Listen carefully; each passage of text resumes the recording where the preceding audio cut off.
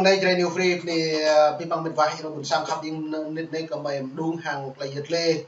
đoạn về bởi anh lần chặt Việt Nam hạn này bình lúc na hạn này lại nhiều rung răng của mạng cỡ anh buồn sang đây cả đã đào qua là trần nếu nó có mày màu mạng này cả anh như dập huyền bông ngôn thì như lai lego chia sẻ vừa đã lại nặng buồn sang đây gà đã lại cả ring thì lại ngon rồi lại vừa tôi cứ hàng lại đáo bông mực hàng lại phèn một cái nhiều điều nó lại hình là mồi bạc màu pro mặt thì đầm bơi chừng mày quan đến mình đúng chừng này là lừa đua liền đua bắn thun đua bóng đua bút mà này nó mùa này lâu mày cũng chướng luôn lâu mày b니 ta ba lần là bị học sập lăng lại giật lê mày màu video là màu rúp lại giật lê đoạn về cái nọc này giòn của sản đấy nhiều hút mắt nặng buồn sang ta lệ nhất nhiều lệ gặp mà tüm nặng buồn sang đã quay video lên tập trang là nhiều đăng đi căng mạng xã hội lại nhiều lệ như xử lý kẹo tôi lại phèn cũng là đảng sản Việt Nam nó như là một loại nó là một mình làm tí bằng họ đã bổ rẹt này hiếm bắt ta đau ấy thì bộ càng một bộ là nhổ hơi rất nhiều rung của mà nó lại đạo thì đâu vô cái đàn lập vô đã đạo là đàn lập rung nhá nó còn là háo nhá lập gì nhá mổ nạ buồn sang bộ cột một ô tập polo nhô lại vừa tập polo nhô bộ mỏ đạo ấy điều tập polo nhô bệ đạo rồi rút ra vừa nó nạ buồn sang tập bộ càng neo nó mô đa số thành phần mới dòng đẹp là lao được hụi doan một đạo về doan là một đạo rút ra tôi mỏ để đạo ấy điều xong lại mỗi dòng được buồn sang mỏ tổ ta lại ta là đạo ấy đi xích tấm mỏ ta bông nhẹ cái đó xong mô đội đi để tầm doan đi để doan giả cỏ nhưng mà tôi nói như càng chết ý đâu ý là đâu cho nó tốt từ này tự ý thì ngày hèm mấy điều tôi còn lòng ta đạo cái điểm dạy mất ấy lệ đạo qua giao lệ đồ vật mà rồi giao lệ xem mấy duyên được dạ cội mấy chỉ lệ này nó tôi nói duyên càng bé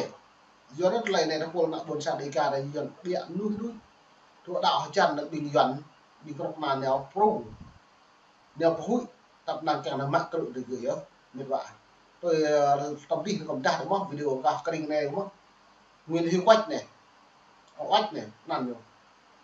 coi là gì giàu công an huyện chia sẻ để nhà này rồi này nằm rung lời đạo đã buồn sang cả đi như giàu tính nguyên vô ngon để nhà này nếu nó có mày về xem lăng lại video hàng bài hấp này hiếm bãi bộ nhiều phép cảnh báo nhung đã hút cái nào buồn sang đi cả như vậy biết bằng buộc lại đạo để bố mẫu mà lần chào Việt Nam khi mỗi một còn luôn lấy như mỗi người lại bố hết lại đạo thì cùng cô prắc này cùng lời xuống ao này lên lại đạo kia ông mẫu các bạn chỉ không mắng nói hội thánh Việt Nam kia tìm kia được lại đạo này không nào được rượu tôi đặc biệt tôi cứ hàng lại phèn này lại đạo gì nếu mình sẽ tu hàng lại phèn phát cái đi mạng đọc nào mạng bị hiểu này nó mình phải xem mượn lại video mình vào dọn nó phép này tên là một là nếu mà mọi người gửi lên trên mạng á mà cái một nó lấy cái video này á nó chống phá nha, nó chống phá nhà nước Việt Nam, vu khống nhà nước Việt Nam, vi phạm nhân quyền đó, tôn giáo là mọi người vô tình là tiếp tay nó là những trường hợp đó bị xử lý ngay. Nên là gửi lên mạng là cẩn thận nhé, mạng cẩn thận rồi đó, nó cái này không bị xử lý mà đặt đâu mà gửi lên mạng đặt đâu nó chưa được biết. Đến lúc đấy là bảo sao Hoài chưa nói, Hoài nói rồi đấy, mình nói rồi,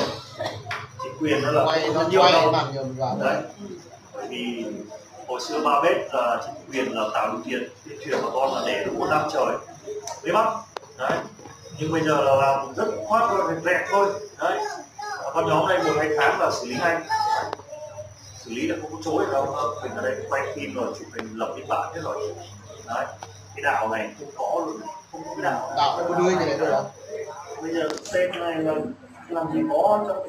trong Việt Nam đâu, Việt Nam đâu cho phép đâu. Bằng bố bằng có nhập rồi nhớ bằng hại nhau như này không cho phép là mình phạm rồi đấy, nên là mình nói trước. Còn cứ tìm hiểu cùng ba bếp đi nha, mình không phải nói phép đâu, không là kêu cán bộ hết sao không, thanh niên này, bạn bè ba bếp này, anh em họ hàng ba bếp cứ tìm hiểu đi,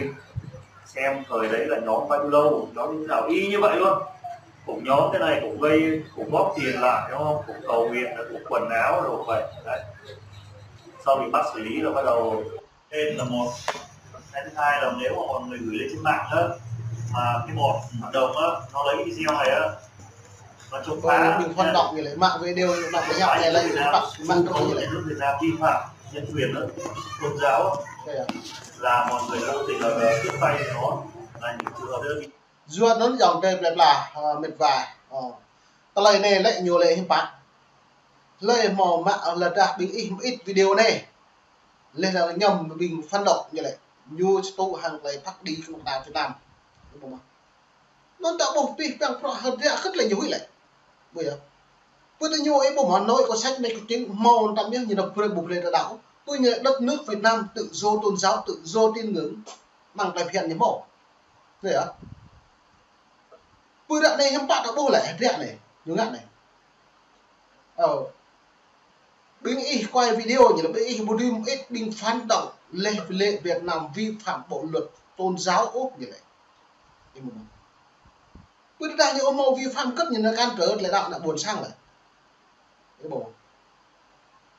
sau đây Nguyễn Hữu Oách là lại vi phạm nhối cả cái để bảy đi gì dập Nguyễn Bông Ngom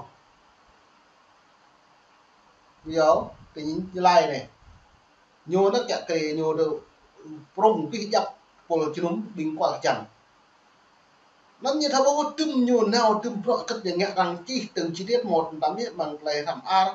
lệ đồng ngọc nằm cái nhô màu rút cái nhô có mày đúng lý pre đang buộc thọc rắn lệ đồng mương điện nắp trong lên sự mấy càng thấy nhà bình cọ như đi không to lầm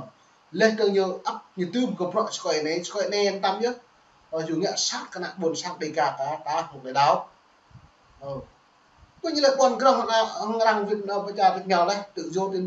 tin ngưỡng tự do tôn giáo đấy như thế này ạ xong yêu cất nhiệt độ về ngạn thế nào tất cả tôn giáo nhiều đi bằng cái đạo đều bình đẳng trước pháp luật bình đẳng không có trường hợp tôn giáo bảy như lệ bộ màu tôn giáo lại bộ màu còn là bộ màu còn lại biểu tình này thì theo tôn giáo này hiểu vấn đề buôn sang một biểu tình một cái năng giàu lệ ấy đi quạt làm đi cái đại nào buôn sang lại biểu tình là duyên tự chọn lại đâu nào buôn sang lại biểu tình duyên mà lợn là nào buôn sang lại biểu tình gì ạ nó nên làm lơ lúc xa liền năm thun đùa bầu đùa lúc lầu đấy như bạn nhưng mình đạo này còn là duyên mà nó bị một lại đạo mà liên quan lại đâu nó làm phải cho đứt một lại đạo cho nó cho đứt như vậy đạo này là bây giờ đạo quan là chán họ đạo cái pol là nhôm á bây giờ đạo là giàu duyên về riêng lẻo đạo là hội thánh tin lành Việt Nam không nhập nặng lừa có sạp đến năm thun chùa lúc đầu này nên hai này như can tờ của mạng như lại nhiều áp dụng lại nó như lại bình tạo đấy tôi nghĩ là do các những bộ về bình nước một pol nhiều là như về là pol tạo nên chính thực chính từ nhiều nhá kỳ thị phân biệt tôn giáo như vậy nên mà về xem lăng lại video hàng lại phép người thấu ách này phép này bị xử lý ngay rồi lên mạng là cẩn thận nhé lên mạng cẩn thận nhé nó cái này không bị xử lý thì mà đặt đâu mà lên mạng đặt đâu nó chưa được biết đến lúc đấy là lúc đấy phải nói rồi đấy này còn mình nói rồi quyền là nhiều đâu đấy bởi vì hồi xưa ba bếp là chính quyền là tạo điều kiện tuyên truyền bà con là để đúng 1 năm trời mới bắt đấy nhưng bây giờ là làm rất khoát rồi rẹt thôi đấy con nhóm này 1-2 tháng là xử lý ngay xử lý là không có chối đâu mình ở đây quay phim rồi chụp hình lập biên bản hết rồi đấy cái đạo này không có luôn không có cái đạo nào gọi là đạo này cả bây giờ tên này là làm gì có trong Việt Nam đâu Việt Nam đâu cho phép đâu đấy đạo này mong Việt Nam mua cho phép như thế rồi đấy nên là mình nói trước bà con cứ tìm hiểu cùng ba bếp đi nha bà bếp không phải nói phép đâu không phải kêu cán bộ nó sạc không thanh niên này bạn bè ba bếp này anh em họ hàng ba bếp cứ tìm hiểu đi xem thời đấy là nhóm bao nhiêu lâu nhóm như thế nào y như vậy luôn cũng nhóm thế này cũng gây cũng góp tiền lại đúng không cũng cầu nguyện là cũng quần áo rồi vậy đấy sau bị bắt xử lý rồi bắt đầu tên là một dọn nó dòng về là khắp những cái bồ lên dọn là ông đi khởi vì mùi như này cái nào mà nhớ ngặt mà nhớ bắt đầu hụi nhớ bắt đầu tràn coi nhiều hay gì như thằng bố đi bằng rõ thế là đồng mặc rõ này dưới nó buồn sang ta đã bị hụi rung hiu tinyu mut ta pol nyo hore này bi bo dui nào hai bo dui ngak kong chilan na pia u bo di pelap nó được pre năm hui có nhiều mát năm hui có nhiều cái pre ít thóc thóc ấy đi bukan bot telum set na bot ma habo sang to sang atu hema bukan năm mút pol nyo non kira new free ni pipang medva yang ba khap i moถึงแบบดูดีเลยได้เลยkira new free นุกนาดังสันพนามเนื้อชัดยังใจเป็นปลาตาดำเลอซาเปลี่ยนตัวปันทนตัวเบาตัวพวกคุณมาเนี่ยเป็นหมอกกะอันนี้ครีมหhuyệnบุงงจริงอะไรก็เลยยันชัดกับคนเลยละก็เลยยันเนี่ยดีบนสับดี